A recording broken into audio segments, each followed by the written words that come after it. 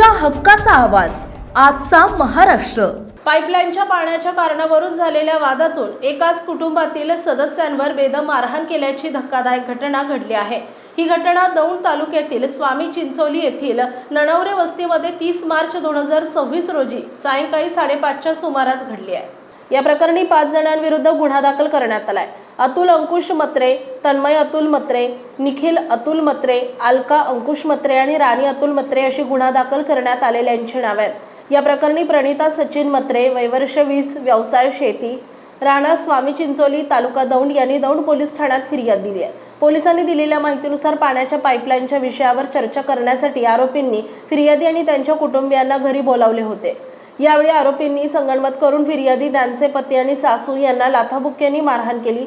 या मारहाणीत फिर्यादीच्या हातातील बांगड्या फुटल्या आणि साडी फाटली, तर सासूच्या कपाळावर लाकडी काठीने मारहाण करून गंभीर दुखापत करण्यात आली। दरम्यान आरोपींनी शिवीगाळ आणि दमदाटी करत फिर्यादीच्या कुटुंबियांना धमकीही दिली। या प्रकरणी दौंड पोलीस ठाण्यात 5 जणांविरोधात भारतीय न्याय संहिता कलम 118(1), 115(2), 352, 351(2), 189(2), 191(2), 190 अन्वये गुन्हा दाखल करण्यात आलाय। पुढील तपास पोलीस उपनिरीक्षक दत्तात्रय कुंभार करत आहेत।